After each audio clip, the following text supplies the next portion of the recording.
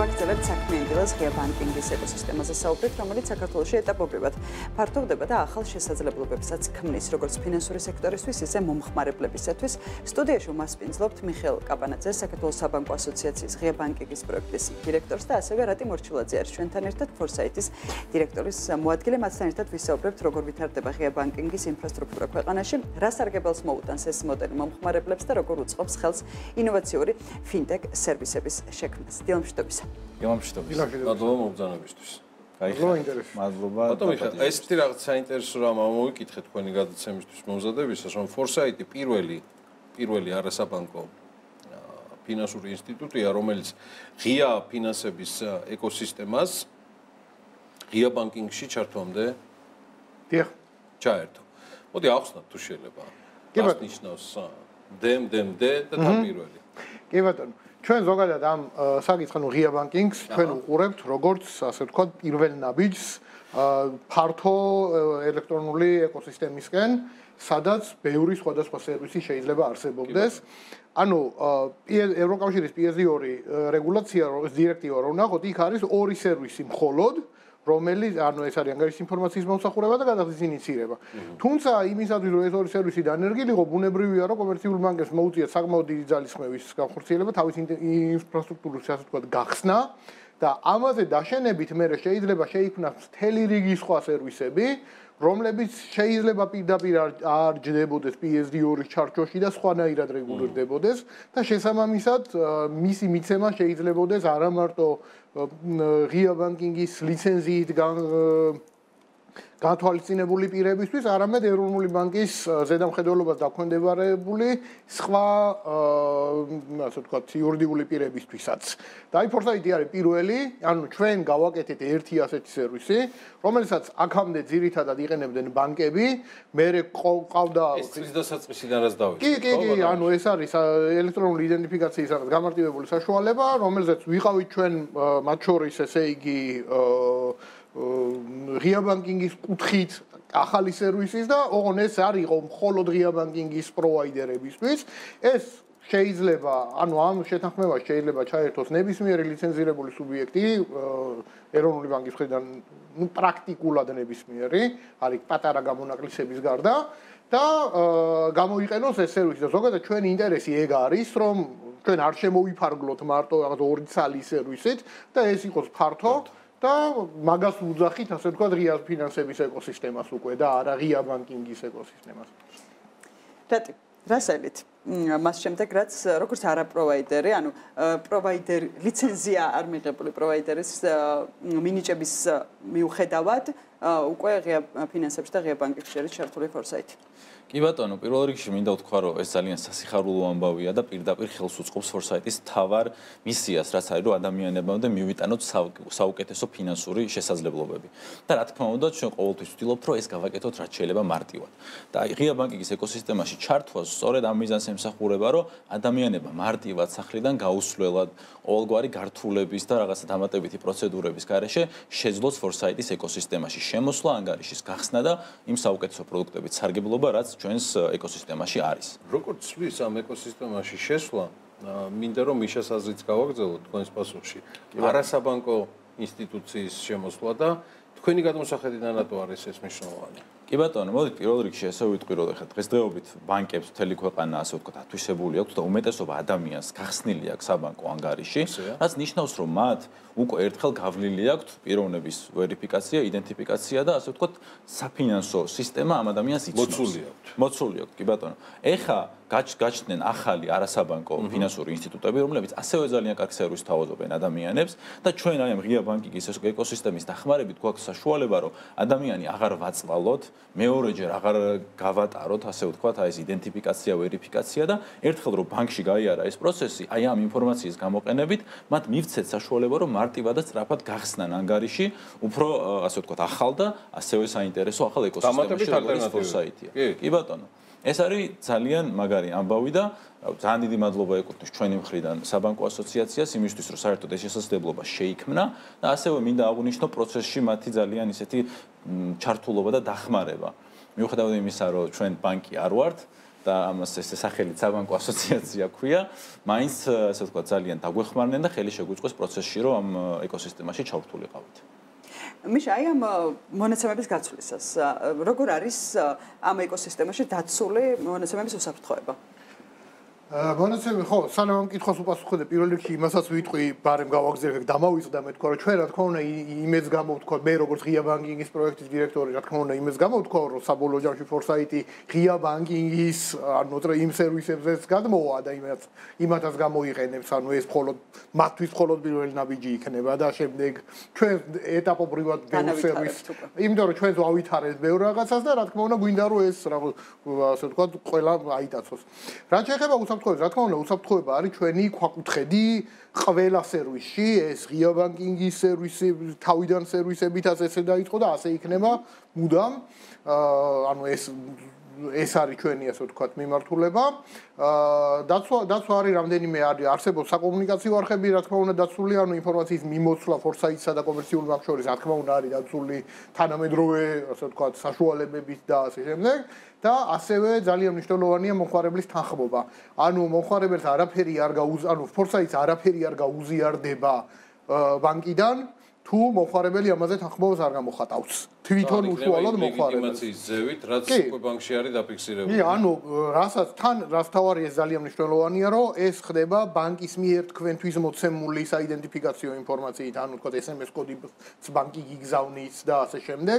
ანუ ეს არის თქვენი უსაფრთხოება არანაირად არ დეგრადირდება ამითი, თქვენ უნდა მისცეთ თანხმობა ფორსაიტს, რომ მან თქვენი ინფორმაცია წაიღოს. ისე ის ვერაფერს ვერ წაიღებს. ანუ მან არის ძალიან მნიშვნელოვანი, რომ ეგეთი სისტემები საქართველოში არის, ჩვენი სისტემებით განსხვავებით ზოგან არის, რომ ტექნიკურად ეს შეიძლება არ იყოს ასე. უბრალოდ სამართლებრივად უნდა გამოხატოს რაღაცა. ჩვენთან ეგრე არის. ჩვენთან ტექნიკურადაც შეუძლებელია, რომ ფორსაიტმა რაიმე ინფორმაცია წაიღოს, თუ თანხმობა გამოხატული არ იქნება. უბრალოდ სერვერი არ გაატანს.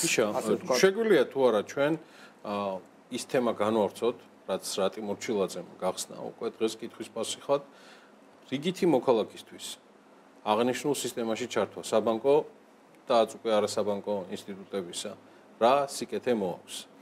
ეს თემა არის მნიშვნელოვანი და ამაზე თქვენი კომენტარის შემდეგ მინდა რომ რატიმაც ისაუბროს მიუხედავად იმისა, რომ იდეაში დაფარაკიდეთ ბანკების მოწვიდან გამომდინარე ეს ამბავი, მაგრამ გონია რომ მეტად შეგვიძლია გავაგებინოთ ადამიანებს რა სიკეთეა ამ ყველაფერში. კი ბატონო, ეს არის ძალიან მნიშვნელოვანი კითხვა და ძალიან მნიშვნელოვანი საკითხი ზოგადად. ჩვენ უნდა გვესმოდეს, რომ მიუხედავად იმისა, რომ საქართველოში განსხვავებით ბევრი სხვა ქვეყნისგან ბანკები ასე ვთქვათ ტექნოლოგიური კომპანიები არიან და ვითარდებიან და ბევრ ახალ სერვისს თავაზობენ და კარგ სერვისებს და იფიქრებენ და აკეთებენ კარგ სერვისებს, რა თქმა უნდა ასე ვთქვათ 2, 3, 4, 10 სხვა კომპანია რომ მოიფიქრებს, შეიძლება ბანკმა ის არ მოიფიქროს, ან მისთვის არ იყოს პრიორიტეტული, არსებობდეს ნიშები, რომლის დაკავებას ბანკს მაინც არ აინტერესებს. ეს ზოგადად ეს გახსნილი ღია ეკოსისტემა, ღია ბანკინგი და ღია ფინანსები ეხმარება ფორსაიტის მაგოარ კომპანიებს, რომ დაიკავონ შეავსოს ის ნიშა, რომელიც ბანკისთვის შეიძლება მაინც საინტერესო ამ წუთას არ იყოს და ამასობაში მნიშვნელოვანი იყოს მომხმარებლისთვის. დიახ, ანუ ეს არის იმისი საშუალება, რომ ჩვენ როგორც ადამიანებმა და ასევე კომპანიებმაც, ანუ რაღაც პატარებმა თუ დიდებმა მივიღოთ ისეთი მომსახურება, რომელსაც შეიძლება ისეთი ფორმით ამ წუთას ვერცეთი ბანკისგან ვერ ვიღებდეთ, იმიტომ რომ იმ ბანკისთვის ამ წუთას არ იყოს, თქვა, პრიორიტეტი ან საინტერესო ან რაღაც სხვა მიზეზის გამო. ეს ხო ბიზნეს გადაწყვეტილებაა მათი, ასე ვთქვა. და ხო, ბიზნეს გადაწყვეტილება ბანკის იყო, რომ ეს არ გაეკეთებინა, ამასობაში მოვიდა ფორსაიტი ან მსგავსი კომპანია, თქვა, რომ მოდი მე ამას გავაკეთებ მე. მაინტერესებს. და ის ჩათვალა საინტერესოდ. მე შეიძლება ვიღაცა ბანკისთვის იყოს ეს საინტერესო და მე როგორ მორიგდებიან ერთმანეთში. ეს რა თქმა უნდა, ჩვენ აღარ გვეხება უკვე, მე ეს ორი სუბიექტის ასე ვთქვათ მოლაპარაკების სფერო იქნება. მე შაურმას პრინციპი იწყება. მე კონკურენციას ვემხრობით ყველანაირად და ჩვენ ვისაც საინტერესებს ვსაუბრობ.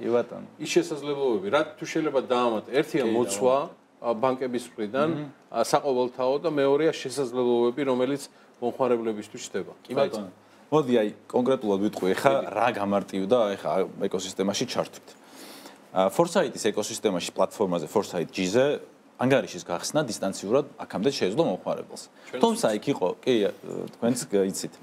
იქ იყო რამდენიმე ეტაპი, რაც ართულებდა ხოლმე მომხმარებლისთვის ამ პროცესს. ბოლო ეტაპი იყო მაგალითად, რომ პირადობის მოწმობა უნდა აეღო მომხმარებელს და დაესკანერებინა და საკმაოდ ისეთი რთული პროცესი იყო. ხანდახან ადამიანს პირადობა თან არა აქვს. ხან, რა ვიცი, მანქანაში უდეოს, ხან იმ მომენტში რაღაცა ეზარება, ან თქვა დროს გართმევს. ხო, დროს გართმევს. ან ხშირად იყო, რომ თუ კარგი განათება არ არის ამ დროს, როცა პირადობას უღებ, შეიძლება ვერ გაიარო ეს იდენტიფიკაცია და ამის გამო ძალიან ბევრი ადამიანი ბოლოში ვერ გადიოდა ხოლმე რეგისტრაციის პროცესში. ეხლა აი ღია ბანკინგის ეკოსისტემაში ჩართვით აი ეს პირადობის საჭიროება საერთოდ გვერდზე შეიძლება გადაიდოს, პირდაპირ საბანკო არხებიდან მონაცემების წამოღებით, ჩვენ რწმუნდებით, რომ ეს ნამდვილად გიორგი ისაკაძეა და ჩვენ მას ვუხსნით ანგარიშს. ანუ გაცილებით უფრო მოკლე დროში და მარტივად შეიძლება რომ გაიხსნას ანგარიში. და მე რწმუნეთ, რომ ეს ძალიან დიდი შვება და მოსახერხებლობაა კლიენტისთვის, რომელიც მიჩვეულია უკვე თანამედროვე ციფრულ ერაში მოსახერხებელ და სწრაფ სერვისებს. გაიხსნა ანგარიში, მაგრამ ჩდება ახალი საშუალებები. ისე უნდა აღიარო, რომ რაღაცა გულის სიღრმეში მე 7 წელი შევალია ამ ქვეყანაში პირადობის მოწმობის განვითარებას, რაც შორის ახლა რატი რომ ლაპარაკობ და მაინც რაღაცა გულში მიჭხლიდა, რომ ჩემი ლამაზი პირადობა. მაგრამ გამოვიდა. მაგრამ კი, არა, რა თქმა უნდა, ანუ ვითარდება, საჭიროებები ვითარდება, რაღაცები უფრო და უფრო უნდა გამარტივდეს და ხო, აბა რა. მათ შორის ღია ბანკინგის მიმართულებითაც. კი, ღია ბანკინგში ჩვენ ახლა მუშაობთ. ღია და ულიმიტო თემა. ახალ სტანდარტებზე მუშაობთ, რომელიც ჩვენი აზრით მნიშვნელოვან ახალ ბიზნესს მიცემს ქვეყანაში, ზოგადად სერვისების გაცემას, იმიტომ რომ ისეთ სერვისებს ვაკეთებთ, რომლებიც მაინც ისე ჯერჯერობით არ კეთდებოდა, არცად ანუ იგულისხმება ეგრეთ წოდებული ჩაწოდების თუ მიწოდების გუშინ ვცდილობდი გადამეთარგმნა, ასე ვთქვათ, იქ მოვიკითხე რაღაც. ხო, ჩაწოდება, მიწოდება, ვიღაცა მიჩეჩებას კი მითხრა რა, რომ ანუ შენ ეუბნები, რომ მე ეს ინფორმაცია მჭირდება, რა თქმა უნდა, ამაზე თანხმობას იღებს და მე ბანკი აქედან გაძლევს პროაქტიულად შენ თვითონ. ხო, ანუ ბევრ რაღაცას ვაკეთებთ კიდე იმ მიმართულებით, რომ ეს სერვისები მოსახერხებელი გახდეს მომხმარებლებისთვის, კომპანიებისთვის, მათ შორის პროვაიდერებისთვის, მათ შორის არაპროვაიდერებისთვის და ამან არა მარტო ფინანსური სერვისების განვითარება გამოიწვიოს, არამედ მთლიანად ის რაღაცა ხედვები და ასე ვთქვათ, გონების მაინდსეტს რო ეძახიან, რომ აი როგორ შეგვიძლია ელექტრონულად რაღაცა მივცეთ, მაგაზეც მოვახდინოთ გავლენა. რა ხდება ფორსაიტში? როგორ მიდის საქმეები? იზრდება პორტფოლიოები? კი, ფორსაიტში ყოველ დღე, ყოველ კვირაში გვაქვს ზრდა.